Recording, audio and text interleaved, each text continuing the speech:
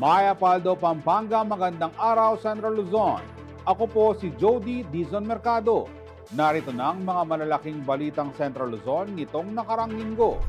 Mga inanay na classroom sa Guagua, naging sanhi ng shifting schedule. Alamin ang pamumuhay sa tiniguriang sitio underwater. 8 million pesos na Intel funds ni Capas Tarlac Mayor Rodriguez ilalaan umano sa scholarship program.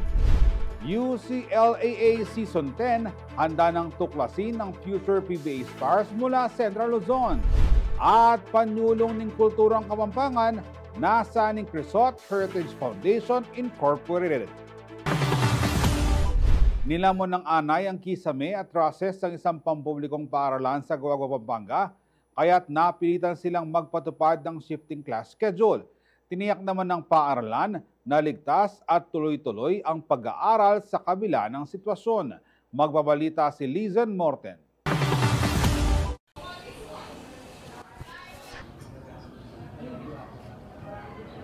Shifting ngayon ang klase sa Pulong Masle National High School sa Guagua, Pampanga matapos ipatupad ng pamunuan ng paaralan ang isang compressed schedule para ma-accommodate ang lahat ng estudyante. 6 kasi sa mga silid-aralan ng eskwelang ito ang hindi na magamit matapos matuklasang kinain na ng anay ang kisame. Ang anay ay kilala bilang silent destroyer dahil tahimik nilang sinisira ang kahoy sa mga gusali na nagdudulot ng seryosong banta sa kaligtasan ng mga estudyante sa naturang paaralan. Ayon kay Principal Mirna Santos, matagal na nilang problema ang anay at dati na silang nagpa-treatment dito para sa ilang gusali. Pero sa pagpasok ng kasalukuyang school year, nadiskubre nila kung gaano na kalala ang pinsala ng anay sa mga naturang silid-aralan. Nagbrigada eskwela kami, okay naman. Naglinis, okay, nakapaglinis, okay naman. So nag-opening kami ng first week ng klase. Bigla ma'am, sabi ni Sir JP, may nahulog daw yung isang electric fan. Sabi ko, yung nga, because of anay, wala nang laman yung paglalagyan ng... O sabi ko, ay, swerte natin, walang natamaan na bata. Agad humiling ng inspeksyon ng punong guro sa Schools Division of Pampanga ng DepEd, gayon din ng rekomendasyon para sa mga naapektuhang silid-aralan. Check na yan. At kailangan po natin, ma'am, ng letter na ibabakit daw yun. O for the meantime, i-vacate na natin, sabi ko. Pero yung letter natin kay Sir DY, ipo-forward na natin. Tapos pupunta rin siya sa atin. At maintindihan niya kung binavacate ko na, sabi ko. Wasto naman daw ang naging desisyon ng paaralan ayon sa DepEd Engineer ng Schools Division of Pampanga na si J. Diwa. Base kasi sa isinagawang inspeksyon ng kanyang team, positibo nga na kinain na ng anay ang mga kisame ng 6 na classroom. Aniya, delikado nang gamitin ang mga silid dahil posibleng bigla na lamang bumagsak ang bahagi ng kisame habang may klase. Sabi ko nga kanina, yung part na damage lang, kagaya po ng mga ating mga ceiling joists sa ceiling, so yun po ipapalitan na natin ng mga metal farding, yung mga materials na hindi na po inaanay. May isang silid-aralan din na maging ang mga trusses ay naapektuhan na ng anay, kaya hindi na lang kisame ang papalitan kundi pati ang mga damage na bahagi ng istruktura. So dapat urgent o i-repair natin yung ating mga classrooms na halimbawa lahat ng mga inaanay na parts ng ating mga building is kailangan ma-remove and replace. Inaasahan namang matatapos ang pagkukumpuni sa mga classroom sa kalagitnaan ng Agosto sa loob ng second grading period ng kasalukuyang school year. Habang isinasagawa pa ang mga repair dito sa mga classroom sa Pulong Masle National High School, pansamantala munang nag-shifting schedule ang mga bata. Bagay na hindi naman daw nakaapekto sa kalidad ng edukasyon. Ngunit ano nga ba ang epekto kapag maghapong minaximize ang pag-aaral ng mga estudyante? Sa regular class hours, 7:30 AM ang simula ng klase. May lunch break at matatapos ito ng 3:30 ng hapon. Ngunit dahil compressed ang araw ng mga mag-aaral, as early as 6 AM ang pasok ng mga pang-umaga hanggang 12:00 ng tanghali, habang 1 PM ang umpisa ng klase ng mga panghapon at 6:00 ng gabi naman ang tapos ng kanilang klase. Actually, wala naman na-compromise na oras. The same kung ilan yung required number of hours within a week per subject, Kukover pa naman dun sa schedule na ginawa namin na shifting. So walang na-sacrifice. We made sure na wala. Kasi hindi allow definitely ng DepEd na may ma-sacrifice.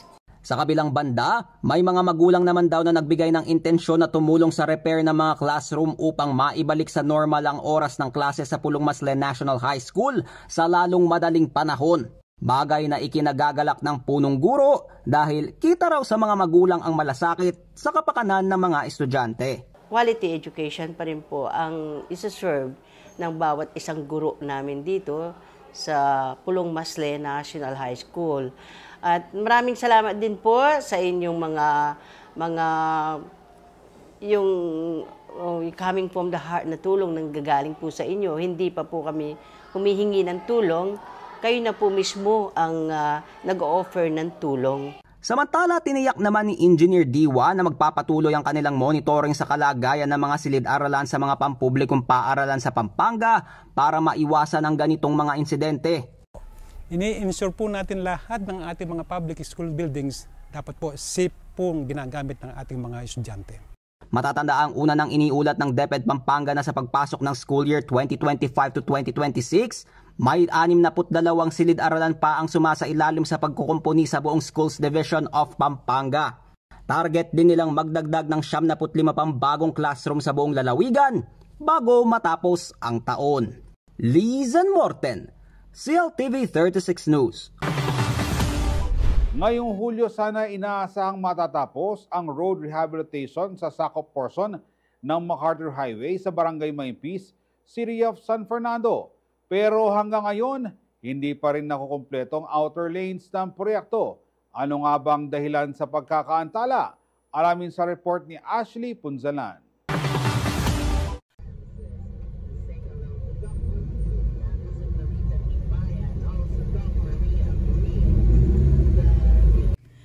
Pebrero nang unang sinubaybayan ng CLTV 36 ang road rehabilitation sa sakop portion ng MacArthur Highway sa Barangay Maypis, City of San Fernando, Pampanga. Ayon sa Department of Public Works and Highways o DPWH Region 3, ngayong Hulyo sana ang orihinal na target completion date ng proyekto. Pero hanggang ngayon, hindi pa rin tapos ang road rehab. Ano nga ba ang dahilan ng pagkaantala nito? Kasama raw sa proyekto ang pagpapaayos ng 4 na lane at mga kanal sa gilid ng kalsada para tugunan ang madalas na pagbaha sa lugar. Bagay na inirereklamo at sakit ng ulo ng mga motorista at commuters. Ngunit ayon kay Engineer Jason Hauco, Chief ng Construction Division ng DPWH, hindi naging madali ang konstruksyon dahil bukod sa sunod-sunod na pag-ulan, nakakaantala din ang mga utility lines na kailangan pang i-relocate. Naging challenge po talaga natin nung una is number 1, yung mga utility. Nandiyan po yung mga poste, nandiyan po yung mga underground na water line, cables na nandito po sa ilalim ng ating roadway. No? So dahil po nilakihan po natin yung kanal, tinamaan po sila. And then eventually, inabutan na rin po tayo ng early onset ng rainy season. Kaya naman nagsagawa na ng coordination meeting ang ahensya kasama ang CSFP LGU at ilang utility companies para planuhing maigi ang road rehab. Dahil dito, umaasa ang DPWH na mapapabilis na ang konstruksyon. Medyo naging isang issue namin nung una dyan pag may tinamaan po kaming poste, may tinamaan po kaming water line, magkakaroon po ng delay. Ngayon po, with that coordination meeting, napabilis po ang ating implementation dyan sa may government center. Kasabay nito, ongoing na rin ang pagpapagawa ng access road sa back gate ng Diosdado Macapagal Government Center o SACOP para maging alternatibong ruta ng mga government employees habang nagpapatuloy ang road rehab. Kapag bukas na ito, inaasahan mababawasan ang traffic sa MacArthur Highway. Nang tanungin naman kung kailan matatapos ang road rehab, target daw itong makumpleto ngayong September 2025. Gayunpaman, kahit na hindi pa tapos ang kalsada, nakita na umano ang positibong epekto ng pinalawak na kanal. Mas mababa at mas mabilis na rin daw ang paghupa ng baha. ang pinaka-purpose po ng paglaki ng kanal talaga doon is kung hindi man po natin masiro or ma-prevent, no, ma-minimize po natin yung effect ng flooding doon sa area. Pero nakita po natin na kahit papaano with doon sa na-open po natin na almost 100 meters na nagwo-work na po yun dahil lumaki na po yung kanal. At kapag tuluyan nang natapos ang proyekto, asahan na rin daw ang mas maginhawang biyahe sa lugar, bahagyamang umulan o bumagyo. Samantala, nagpasalamat naman si Hauco sa mga utility companies at LGU dahil sa kanilang active coordination at iba pang initiatives upang mapadali ang biyahe habang hindi pa tapos ang konstruksyon. Gusto kong magpasalamat unang-una sa ating mga kasamahan, no? At konting pasensya pa po at konting pag-unawa po. Pag natapos naman po natin yung ating mga proyekto, mas malaking ginhawa po ang ating makakamtan doon. Hiling nila ang konting tiis mula sa publiko, kapalit ng mas maayos at ligtas na daan sa hinaharap. Ashley Punzalan, CLTV 36 News. Naitalang mas mababang inflation rate na 1.4% sa Central Luzon nitong June 2025. Ayon sa PSA, dulot ito ng mas kontroladong pagtaas ng presyo ng pagkain, inumin at iba pang serbisyo. Si MC Galang ang magbabalita. Naitala sa 1.4% ang inflation rate sa Central Luzon para sa buwan ng Hunyo ngayong taon. Mas mababa ito ng bahagya sa 1.6% inflation rate noong Mayo. Pero ayon sa Philippine Statistics Authority o PSA, higit na mababa ang kasalukuyang inflation rate sa rehiyon kung ikukumpara noong June 2024 kung saan pumalo ito sa 4.5%. Ang inflation rate ay ang bilis o bagal ng pagtaas ng presyo ng mga bilihin sa merkado. So kung mababa ang inflation rate, ibig sabihin bang afford na ng marami nating mga kababayan ang kanilang needs and wants? Ang pulso ng masa ay, hindi po ate. Hindi po kasi meron po kaming business na canteen and alam po namin yung mga bili mas lalo pa nga po tumataas. Parang hindi man. Parang hindi namin naramdaman. Mahal pa rin eh. Katulad na lang yung sa sa business na milk tea, hindi naman siya bumababa, ganun pa rin. Tapos yung mga presyo ng isda, ganun pa rin. Kahit sa sa mga mall na wala man, hindi man bumaba.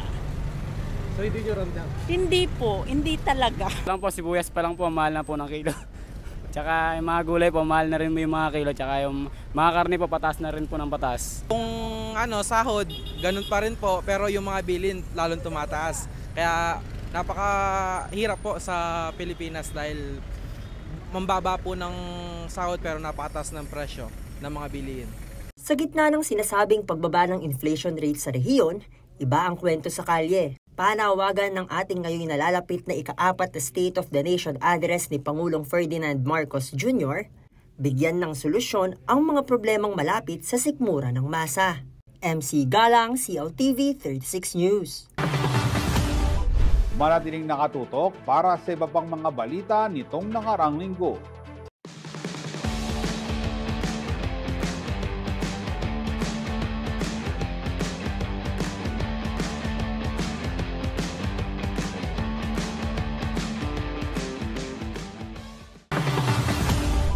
Nagbabalik ang CLTV 36 News Recap at sa iba pang mga balita.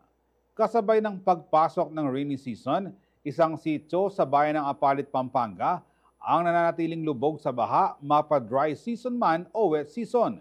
Hiling ng mga residente, magkaroon sana ng maayos at mataas sa daan para sa mga mag-aaral at naghahanap buhay. Para sa buong detalye, naritong report ni Ashley Punzalan.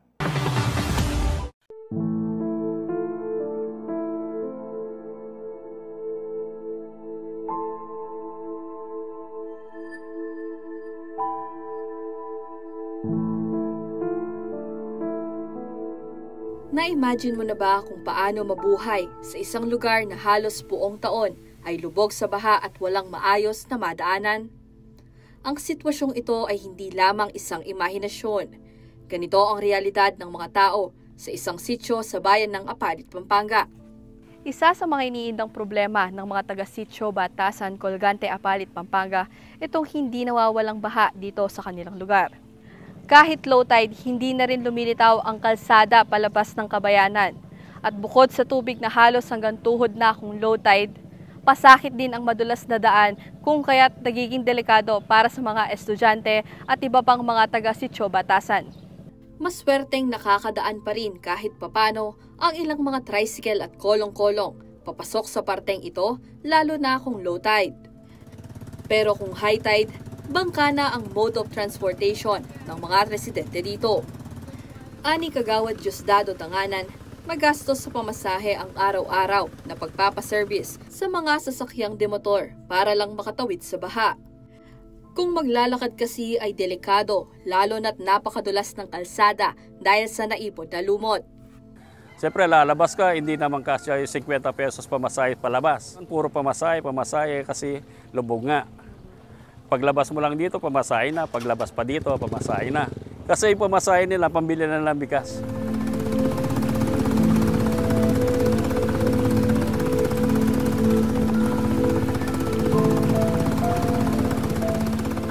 Pero kung ganito ang sitwasyon para sa mga ibang residente dito, mas malala naman umano ang pamumuhay ng ilan sa isang parte ng sitio kung saan mas malalim ang baha at wala na halos madaanan papasok sa lugar. Ito yung pinakadulong parte ng sitio Batasan. Kung mapapansin nyo, ngayong low tide pa lamang ay halos lampas tuhod na ang baha. Ito rin umano yung pinaka hindi napapansin ng gobyerno. Bago makapasok sa parteng ito, kinakailangan munang dumaan sa isang maputik at madulas na parte ng kalsada.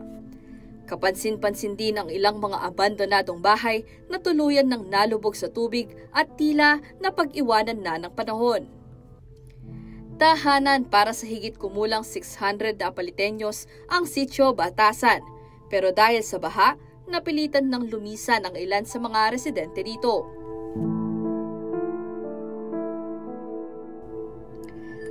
Napapaligiran ng sapa at fish ponds ang sitio, kaya nagsisilbi umano itong catch basin ng tubig mula sa mga karatig na bayan. Ang sitwasyong ito ay pasakit umano, lalo na para sa mga mag-aaral at manggagawa. Napipilitan kasi sila na magising ng mas maaga para maglakad sa madulas at lubog na kalsada at pagkatapos ay magpapalit na lang ng kani-kanilang mga uniforme pagkatawid sa baha para lang hindi sila papasok sa trabaho at eskwela ng basa. Magbibihis kami dun sa walang baha. Araw-araw, umaga ka na lang umalis para di ka ma-oras sa pasok. Ilang taon ganun yung namin dito, yung routine namin sa pagpapasok namin sa school. Hirap na hirap kasi dito yung mga estudyante. Sa akin okay na, sanay na ako, matagal na ako dito eh. Kaso yung mga bata ngayon, maliliit, yung mga elementary, hirap na silang pumasok sa gantong sitwasyon. Halos kalahati na ng nila katawan, lubog na. Ilang beses na rin umano lumapit sa kinauukulan ang 4th year criminology student na si Joshua Isip para idulog ang sitwasyon sa kanilang lugar. Hirap na kami dito sa sitio namin kasi di talaga nila pinapansin yung lugar namin. Ako talaga nilapit ko to para mapaayos sana. Kaya gusto ko lang talagang yung mapansin nila yung lugar na to. Kasi halos wala man yatang taong sa palit, di nila alam to eh. Ganito rin ang pangamba ng residente na si Leil Yutok para sa bunso niyang anak na nag-aaral pa. Masakit lalo na karenga na ka-estudyante. Yung dalan mi talagang enemil ako danom hanggang panauning kauran atin yan danom. Makalunos largo rin mag-aaral pa nilang mga taluras, deng motor aksidente pa ni.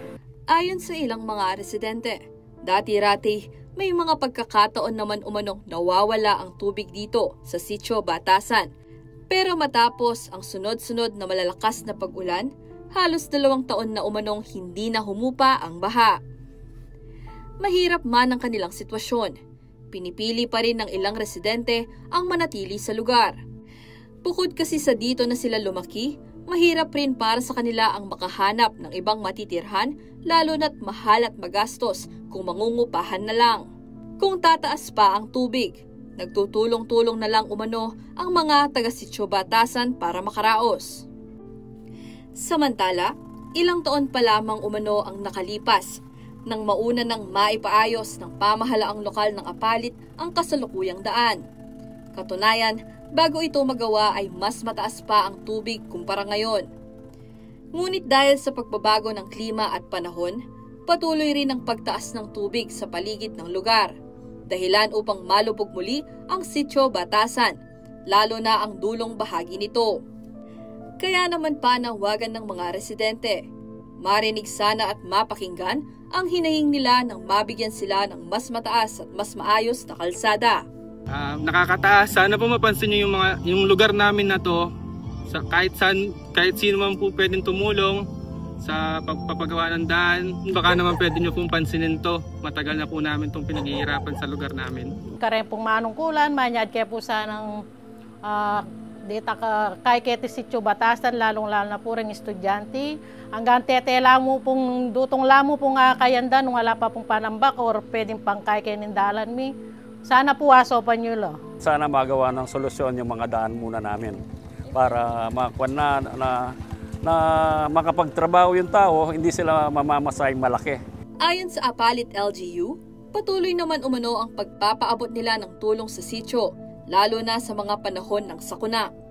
Tuloy-tuloy rin umano ang kanilang pakikipag-ugnayan sa mga ahensyang maaaring makatulong sa rehabilitasyon ng daan at sa pagpapadredging sana ng sapa sa paligid ng sitio. Ashley Punzalan, CLTV 36 News. Para sa ilang magsasaka sa Cabiao, Nueva Ecija, tila wala nang kinabukasan ang pagtatanim ng palay, lalo na't bumabagsak sa 5 hanggang 8 piso kada kilo ang farm gate price. Sa gitna ng baha, tuloy-tuloy na pag-angkat ng bigas at ang mabangkita, unti-unti na raw nalulunod ang kabuhayan ng mga magsasaka. Narito ang ulat ni Paulo G. Santos.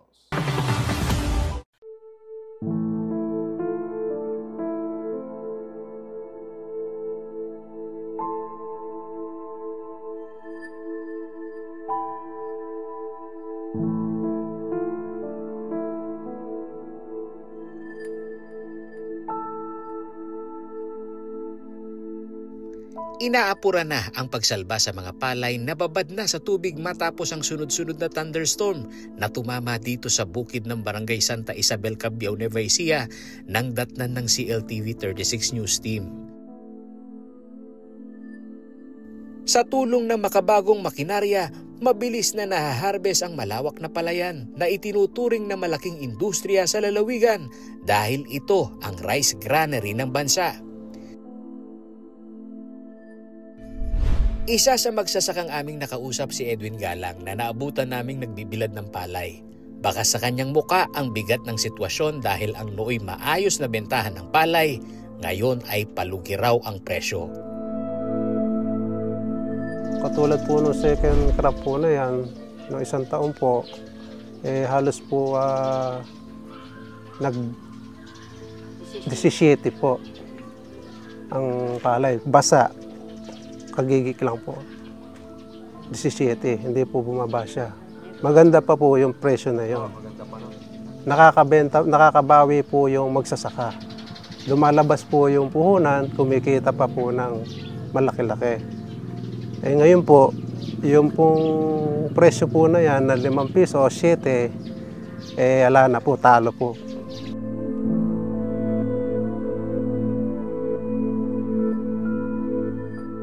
Para sa mga magsasaka sa Cabiao, malinaw na hindi raw sila kinonsulta tungkol sa volume ng imported na bigas. Ramdam din umano nila ang panggigipit ng mga traders na sinasabing puno na ang mga warehouse kaya napipilitan silang ibenta ang palay sa bagsak na presyo. Katagal ko na pong nagsasaka. Ngayon ko lang po inabutan ng 5 piso at 7. Kaya nga po inaano po nila yung magsasaka Sinasabayan po nila yung pag-amot ng bigas sa Nueva Ecija yung magsasaka dito. Siyempre po, pag po may amot sila, kasabay po pag-ani ng Nueva Ecija, masasapol po. Bababa po yung palay. Ang katwiran nila, maraming bigas. Ayon sa Philippine Statistics Authority o PSA, mahigit 30% ng mga magsasaka ang nananatili sa ilalim ng poverty line kahit nagtatrabaho sila ng higit 10 oras sa bukid araw-araw. Kaya itong si Edwin, wala nang balak ipamana sa kanyang mga anak ang hanap buhay na minsan niyang ipinagmalaki. Ang isang magsasaka ba tulad mo na isang tatay, pinangarap din ba maging magsasaka din kayo? Hindi po. Bakit? Kasi po, kami po magsasaka, naranasan na po namin ang hirap sa magsasaka. Hindi naman po namin ipatutulad yung naranasan po namin sa mga anak namin. Sa gitna naman ng krisis, may alternatibong hakbang na itinutulak ang Provincial Food Council ng Nueva Ecija sa pangunguna ni Governor Aurelio Oyi Umali. Ito ang direct procurement ng palay sa mga magsasaka sa halagang 15 pesos kada kilo. I think the local government units and even the national government is trying to do everything to intervene sa problema ito. Ano ba yung gusto natin mangyari? Itaas natin. Ngayon, bibili natin ng 15. Ngayon, yung 15 kada kilo, doon po natin sa bukid mismo bibilin. Yung sariwa, hindi po yung tuyo. Yung sariwa na halos na basa talaga, nagawa natin dati. At yung mga palay na ito, na nabili natin, gagawin natin bigas. At ito po, sa unang pagkakataon, magkakaroon tayo ng rolling stores. Kasi nga, ang gusto ng Pangulo, maging affordable yung, yung bigas eh. Siyempre, gusto ng magsaka, bili mo na mataas. So, kailangan natin ilaban ng parehas. 300 million pesos ang inilaan ng probinsya para sa naturang programa. Sa ganitong paraan, hindi na raw problema ng magsasaka ang transportasyon, drying at bentahan. Binibili sa bukid. Para yung magsaka, wala na problema rin sa patutuyuin at saka sa dadalhin. Doon nagkakaroon problema kasi pagka inani at hindi binili kagad, yung mga palay, nagkakaroon po ng hindi magandang kondisyon, kaya bumabagsak lalo presyo. The more na hindi po mabibili ito, the more na bumabagsak ang presyo. Kaya nga, sasaluhin na natin yun para wala nang problema yung magsaka na patutuyuin. At saka may gastos po yung paghakot eh. Tanggalin na natin yun, isama na natin ron sa tinatawag nating provincial subsidy, the form of intervention that we're going to adopt, which we have adopted in 2019, tutuloy natin yan sa 2025. Hindi kami, asunto lang, hindi naman RTL ang problema. Ang problema mo, binaba yung taripa eh. Tapos, kahit manawagan ka na palakasin mo ang NFA, kung ang budget ng NFA nasa 14 billion, wala rin siya magagawa. Yun ang kailangan eh. Ang sinabi ng NFA ngayon, ang binudget sa kanila is same 9 billion din. So anong mangyayari sa 9 billion? Kahit bigyan mo ng mandate ang NFA na magbenta, paano ka makaka-intervene kung ang pera mo ay 9 billion lang? You can only buy good for 10 days na palay na gagawin mong bigas. So, kumbaga wala ring impact kahit ibalik mo yung mandate ng NFA na magbenta kung napakalit naman ang kanyang budget. Ayon sa Samahan ng Industriya ng Agrikultura o SINAG, hindi lang ang Rice Tarification Law ang dahilan ng pagbagsak ng presyo ng palay. Ayon kay Executive Director Jason Cainglet, pinalala pa ng Executive Order 62 ang pagbagsak ng presyo ng palay dahil binaba nito ang taripa sa imported rice, kaya mas mura itong pumapasok sa bansa na may landed cost na 25 pesos kada kilo. Bagay na nakaapekto sa kita ng mga lokal na magsasaka. Pinatupad yung EO 62, sinabi na natin na ang talagang tatamaan doon ay yung farmers. Dahil for the past 4 months, yung landed cost ng mga imported rice nasa 25 pesos lang eh. Ibig sabihin na 25 pesos, may bebenta ng importers yun. Nasa wholesale market siya at 30 pesos. So, kung 30 pesos ang may bebenta ng mga importers, talagang hindi kakayanin ng millers na mamili ng 16 or even 17 pesos. Sa kabila ng patuloy na hamon sa kabuhayan ng mga magsasaka sa Cabiao, Central Luzon pa rin ang nangunguna sa produksyon ng palay. Batay sa datos ng PSA, umaabot sa 808,60,000 metric tons ang produksyon ng palay sa rehiyon sa unang quarter pa lamang ng taong 2025. Mas mataas ng 4.2% kaysa noong taong 2024. Central Luzon pa rin ang nangunguna na may 17.2% na ambag sa kabuang produksyon ng bansa, kasunod ng Cagayan Valley at Western Visayas. Ngunit sa likod ng mga numerong ito, patuloy pa rin ang pakikibaka ng mga magsasaka sa Cabiao para magpatuloy sa kabila ng mababang kita. Paolo G. Santos, CLTV News.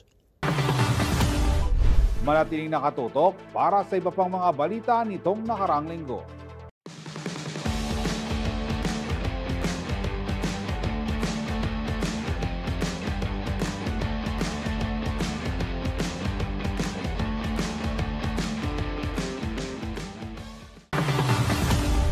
Nagbabalik ang CLTV 36 News Recap at sa iba pang mga balita.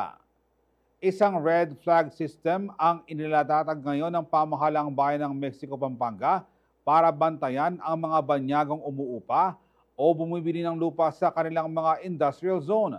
Layunin nitong maiwasang maulit ang insidente noong 2023 kung saan nasabat ang kilo-kilong shabu sa isang warehouse. Magbabalita si Paolo G. Santos.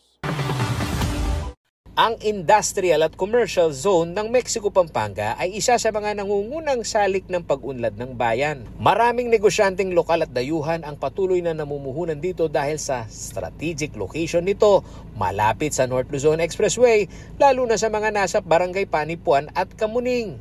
Subalit minsan na itong nasangkot sa kontrobersiya noong Enero 2023 nang madiskubre ng mga otoridad ang isang warehouse na naglalaman ng kilo-kilong shabu. Isang insidente na inimbestigahan pa ng Congressional Quad Committee kung saan binusisi ang accountability ng mga local official. Kaya naman sa unang termino ni Mayor Ruding Gonzales, agad niyang inatasan ng mga barangay officials na bantayan ang bawat transaksyon ng lupa sa kanilang nasasakupan, lalo na kung banyaga ang bumibili. Sinabihan ko na yung mga barangay captains nung nagkaroon kami ng meeting sa mini convention.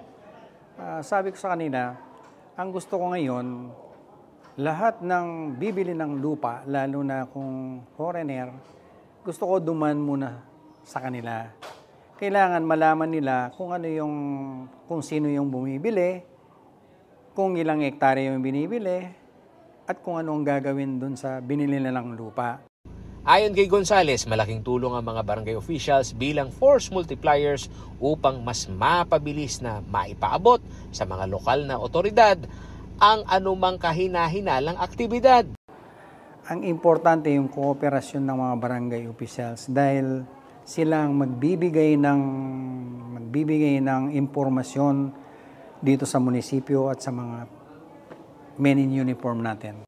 Giit pa ng alkalde, wala siyang tinatanggap na confidential o intelligence fund, kaya malaking bagay ang suporta at koordinasyon ng ahensya gaya ng Philippine Drug Enforcement Agency o PDEA. Tanggap kayo ng intelligence fund o hindi? Binibig nyo? Wala pa. Wala akong intelligence fund dito sa munisipyo. So nagkausap nga kami, nag-courtesy visit nga yung PDEA at marami kaming napag-usapan about drugs. So salamat sa kanya sa suporta niya dito sa bayan ng Mexico para matulungan tong mga kabataan para hindi na maiwasan na yung paggamit ng droga. Isa na lang yung problema namin sa isang barangay na lang, yung Pandakaki na lang. So pagkatapos ng Pandakaki, pag na-resolvean itong problema, so drug-free na itong Mexico. Ngunit paliwanag ni PDEA Pampanga Provincial Director Mark Anthony Viray, kapag sinabing drug-cleared na ang isang komunidad, hindi ibig sabihin na tapos na ang laban kontra droga. Anya, dapat tuloy-tuloy pa rin ang pagbabantay. Of course, pag isang drug-cleared ng isang barangay or isang munisipyo for that matter is, it doesn't mean po titigil na po ang inyong kapulisan, the Philippine National Police, ang inyong PDEA sa pag-operate. Mas lalo po namin itong i-intensify ang aming anti-illegal drugs campaign kasi gusto namin masustain yung status ng isang lugar. So we don't want that this community will be revoked back into a drug-affected community dahil po naging complacent po tayo lahat. So asahan niyo po sa ating mga punong barangay, lalong-lalo na sa ating mayor, pag na-clear po ng barangay ninyo and you will be conferred as drug-cleared, is mas lalo po magiging intensified yung anti-illegal drugs campaign. Isang malaking hamon pa rin sa administrasyon ni Pangulong Bongbong Marcos ang mapanatiling epektibo at tuloy-tuloy ang kampanya kontra illegal na droga, lalo na't sa datos ng Dangerous Drugs Board noong 2024, mahigit 6,000 na barangay sa buong bansa ang nananatiling apektado ng droga. Sa lokal na antas tulad ng Mexico, Pampanga, ang mahigpit na koordinasyon ng LGU, barangay at ahensya raw ang susi para hindi na muling masangkot sa operasyon ng mga sindikato ang kanilang industrial zone. Paulo G. Santos, CLTV News. Ipinag-utos na umano ni Capas Tarlac Mayor Rosalier Boots Rodriguez ang pag-realign ng pondo ng kanyang confidential funds para sa mga school supplies ng scholar ng Capas LGU. Para umano ito upang matususan ang mas malaking pangangailangan ng kanyang mga kaubayan. Narito ang report.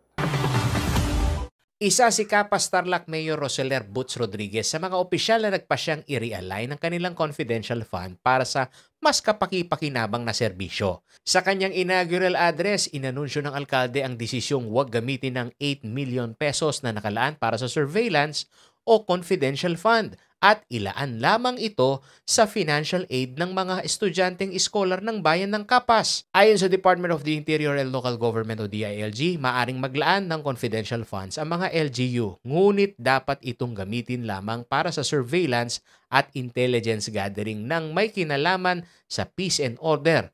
Ang mga gastusin ay kailangang i-liquidate alinsunod naman sa COA rules. Umaga ng Lunes, July 14, 2025, inusisa namin kung paano naging posible ang panukala ni Mayor Rodriguez. Hinarap kami ng legal officer ng LGU ng Capas na si Attorney Catherine Diaz Cunanan at budget officer na si Gina Intong. Yung confidential fund expense, surveillance expense po yan ng local chief executive para sa pag-maintain ng peace and order. At gaya po ng sinabi niya, i-zero niya po ang confidential or intelligence fund. Ibig sabihin, kung anong sinabi niyang projects, doon po mapupunta yung pondo. 8 million. 30% ng peace and order budget ang confidential funds ng LCE. Ayon kay Budget Officer Intong, totoong maliit na halaga, ngunit malaking bagay pa rin umano ito dahil sa lumalaking pangangailangan lalo na sa social service. Kung gagawin natin or popondahan natin yung gusto niya talaga na lahat mabibigyan at ng estudyante may scholar, maging scholar, marami ang kulang. Siguro 50% of the budget. May taunang budget na humigit kumulang 900 million pesos ang bayan ng Capas, kung saan ang pinakamalaking bahagi ay nakalaan para sa social services. Ayon kay Attorney Catherine Diaz Cunanan, legal officer ng LGU, ang hakbang ni Rodriguez na dagdagan pa ang suporta sa mga serbisyong panlipunan sa kabila ng limitadong pondo ay isang malaking hamon sa pamamahala. Sa kabuang budget, 500 million pesos ang nagmumula sa National Tax Allotment o NTA na dating tinatawag na Internal Revenue Allotment o IRA, habang 400 million pesos naman ay mula sa lokal na kita ng bayan. Bagamat maliit lamang 8 million pesos na confidential fund kung ikukumpara sa buong pondo, binigyan din ni Cunanan na malaki pa rin ang magiging epekto nito kapag inilipat sa mga programang direktang makakatulong tulad ng edukasyon at kalusugan. Doon po talaga tinututukan ni Mayor. Gusto niya, umangat yung quality of life ng mga sinasakupan niya. So meron kasi tayo ditong sariling ospital, may ospital ng Capas po. So, gusto natin na makinabang po lahat, And again, marami po tayong mga estudyante, dumadami po yung mga bilang ng mga estudyante. And dumadami din po yung bilang ng mga ng mga senior citizen po natin taon-taon. So, isa lamang po ito doon sa mga proyekto. So, kailangan po talaga ng mas maraming pondo yung malaan para maisakatuparan po lahat ng mga pinaplano niya para mag-benefit po yung mas marami dito sa bayan po natin. Sa umiinit na debate sa usapin ng accountability at modelo ng mga local leader para kay magalang Mayor Malu Paraslacson, hindi na bago sa kanya ang usapin ng confidential funds dahil practice na umano nila na kailangang maging liquidated. Kaya walang confidential siyang maituturing na pondo mula sa kanyang tanggapan. Since day 1, 2016 na I assumed Mayor of Magalang, ala ko pong confidential fund. It's reflected in our annual budget yearly na ala pong confidential fund na maka-allocate for the use of Mayor. Wala yung pong pinag-uusapan ng confidential funds, ang malimit po natin narinig, ina-allocate para sa peace and order. Hindi naman compromise yung peace and order. Hindi siya kasi we have the POPs plan. The peace and order plan wherein all the needed budgetary requirements are reflected and we are transparent doon sa pagdada. So everything is liquidated and may resibo lahat. So hindi na pala bago sa ito, hindi na balita sa ito. Hindi na. Talagang from day one, wala talaga. Wala. And nasanay na kami na wala, hindi na naman hinahanap kasi hindi namin na-experience na ito. Sa patuloy na diskurso sa paggamit ng confidential funds, lalo na sa gitna ng inihahing impeachment complaint laban kay Vice President Sara Duterte, lumalalim ang pagsusuri ng publiko sa kung saan napupunta ang pondo ng bayan. Bagamat maliit lamang sa kabuang budget ang desisyon na i-waive o realign ng ilang lokal na lider ang kanilang confidential fund, ay nagsisilbing konkretong hakbang umano tungo sa makatao at makabuluhang pamamahala. Paulo G. Santos, CLTV News. Sa General Assembly ng United Central Luzon Athletic Association o UCLAA, inilatag nila ang mga plano para sa ika-10 season ng Grassroots Basketball League na layuning tuklasin at nilangin ang mga batang manlalaro mula Central Luzon upang may handa sila sa mas mataas sa antas ng kompetisyon at professional leagues. Naritong report ni MC Galang. Nagtipon ang mga coaches at sports officials mula sa public at private universities sa buong Central Luzon para sa General Assembly ng United Central Luzon Athletic Association o UCLAA nitong Miyerkules, July 16 sa National University Clark Campus. Tampok sa pulong ang paghahanda para sa Season 10 ng Grassroots Basketball League na patuloy na nagbibigay ng pagkakataon sa mga homegrown talents ng rehiyon na maipakita ang kanilang galing. Dahil dumadami yung mga teams na gustong sumali, kung paano namin gagawin yung mga schedules namin. I understand yung organizing committee has suggested that we will have it home and away. So there might be games that will be held at AUF, Holy Angel Systems Plus College Foundation, and sa isa pa, sa mga Tarlac State University. Kasabay ng paghahanda para sa bagong season, ibinahagi rin ni Cortez na isa sa mga naging hamon noong nakaraang season ang pagkaantala ng mga laro dahil sa sama ng panahon. Challenges namin is yung paano pa namin siya papagandahin. Dahil last time kasi nagkaroon kami ng konting abirya because of the typhoon. So we have to postpone the games from October, umabot ng November. Bagamat nahirapan sa delay, sinabi naman ni Cortez na suportado ng ilang LGU ang mga kuponan mula state universities sa pamamagitan ng pagbibigay ng cash incentives para sa mga atleta. There are some schools na may tumutulong sa mga respective schools nila, lalo na yung mga schools sa mga SQA, yung mga state university. So tinutulungan talaga sila ng mga respective LGU nila. Bukod pa rito, malaking bagay rin daw ang tulong at suporta mula sa kanilang sponsors at partner organizations dahil mas nakikilala na ang UCLAA sa buong Central Luzon. We have some sponsors, like we have the Balibago Waterworks, we have Laos Group of Companies, we have, of course, the main sponsor is Smart Sports, Smart Telecommunication Incorporated, and other groups that helps the UCLAA. And of course, there's CLTV supporting us also as well. Ang UCLAA ay isang developmental league na layong tuklasin at linangin ang mga batang manlalaro na may potensyal na umangat sa professional level. As much as possible, we'd like to parang makahanap pa ng mga mahusay na manlalaro na pwedeng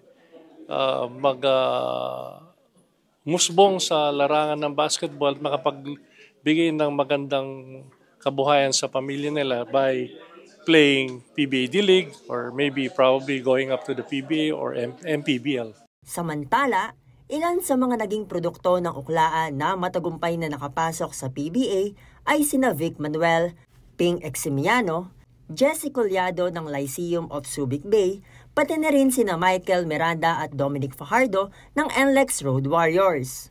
Inaasahang magsisimula ang Season 10 ngayong Agosto, kung saan ang mga kampiyon at runner-up teams ang magiging kinatawan ng Central Luzon para sa 32 Big Dance National League. MC Galang, CLTV 36 News. Manatiling nakatutok para sa iba pang mga balita nitong nakarang linggo.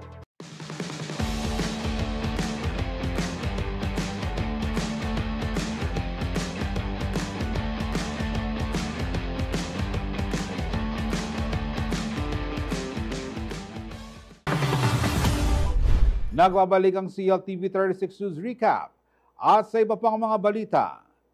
Para king pamilya at kareng sablang mikibalo kang Juan Crisostomo Soto o Crisot, ere mo kabod kikilalanan niti, paulining kayang lagyo, nuneking pamana na king akamano, literatura ampong lugod king bangsa. Inya kayag naning kayang 107th death anniversary ing pangatatag na ning Crisot Heritage Foundation Incorporated, penimuna ning kayang sapni.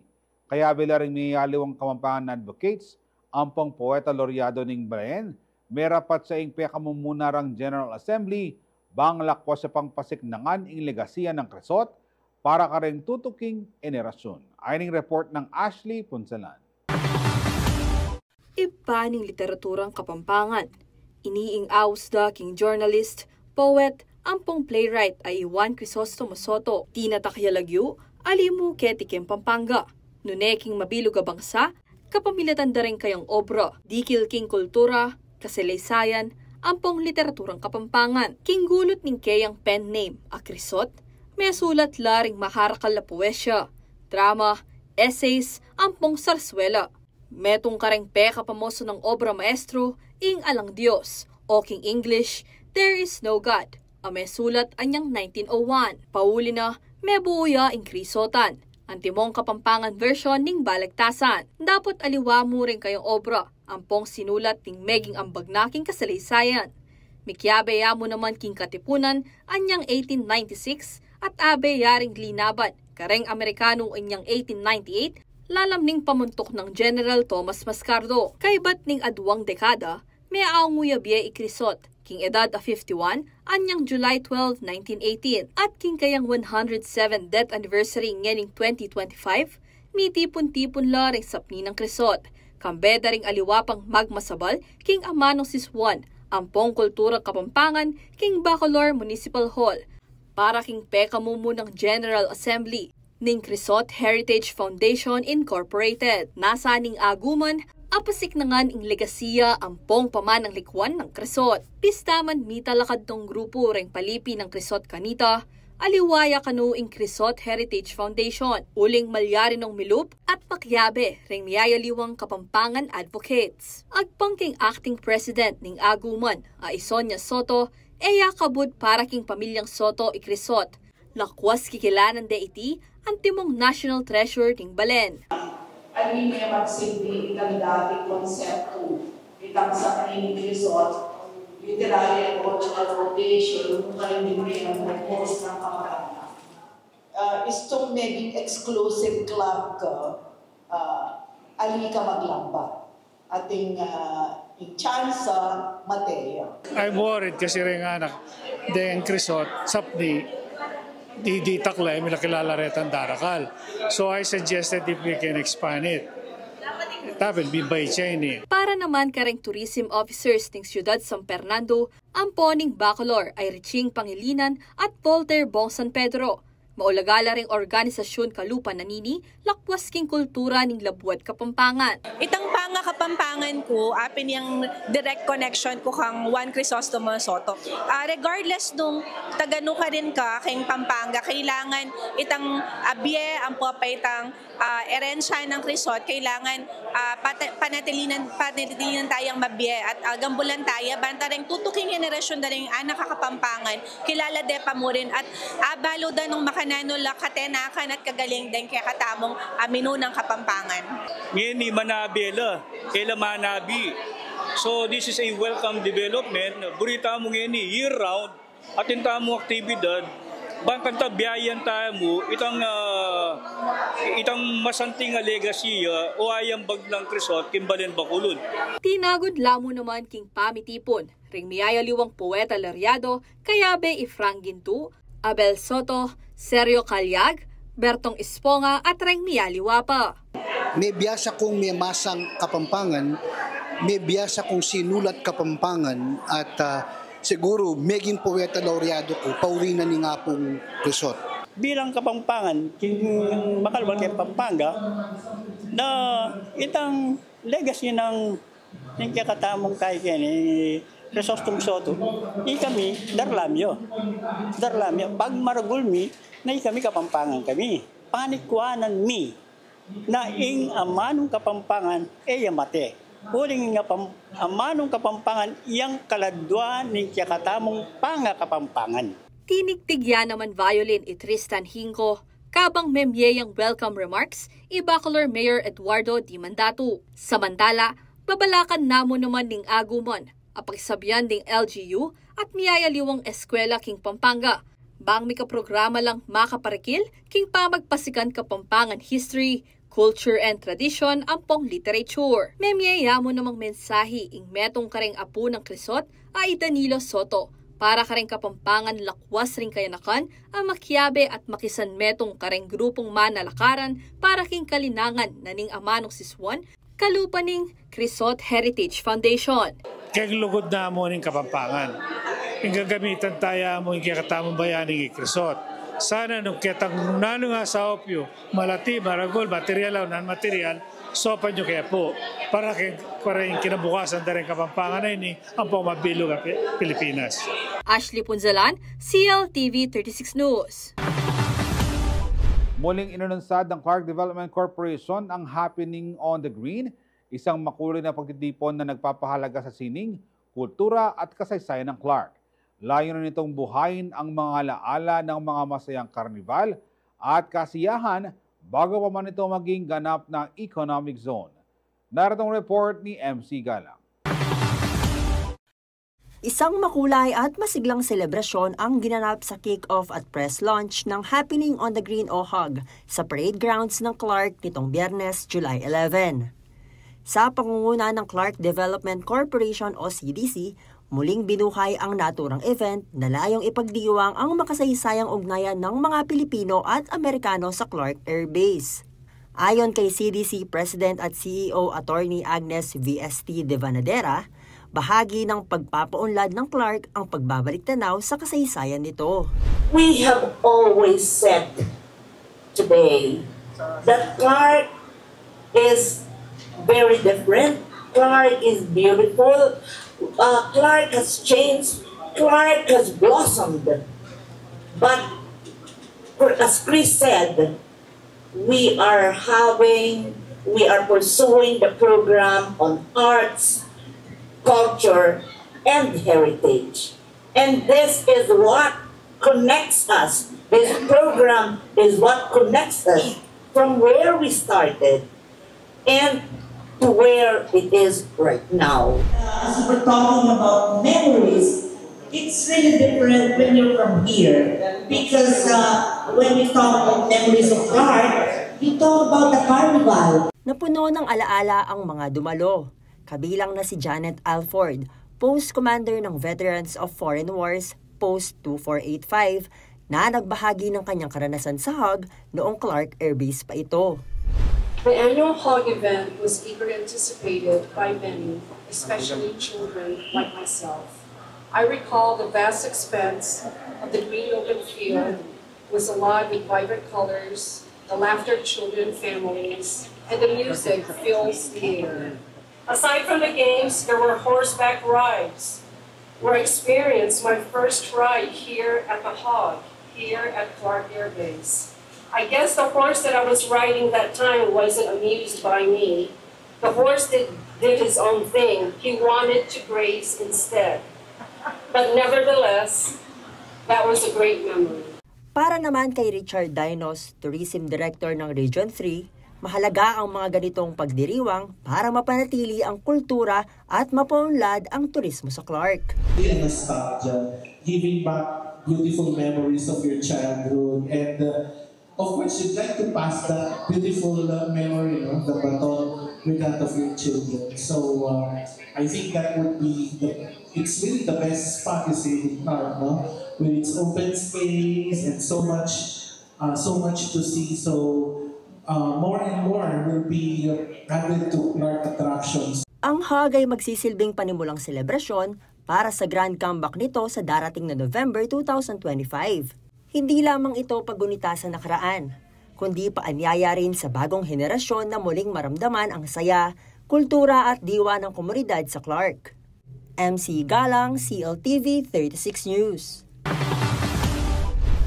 At sa mga balitang nakalap ng CLTV 36 News. Para sa karagdagang detalye, maaari niyong i-follow ang aming social media pages sa Facebook at CLTV 36 Official at CLTV 36 News. Sa X o dating Twitter at CLTV 36, sa Instagram at CLTV 36 Official at sa aming TikTok at CLTV 36 Official. Kung nais yung balikan ang mga programa ng CLTV 36, pwede niyong bisitahin ang aming YouTube channel na at CLTV 36 Official at ang aming website na www.cltv36.tv. Mapapanood din ang mga programa ng CLTV 36 nationwide via Signal Channel 115 at sa ating 38 cable partners. Kasama ang buong pwersa ng CLTV 36, ako po si Jody Dizon Mercado. Maraming salamat po.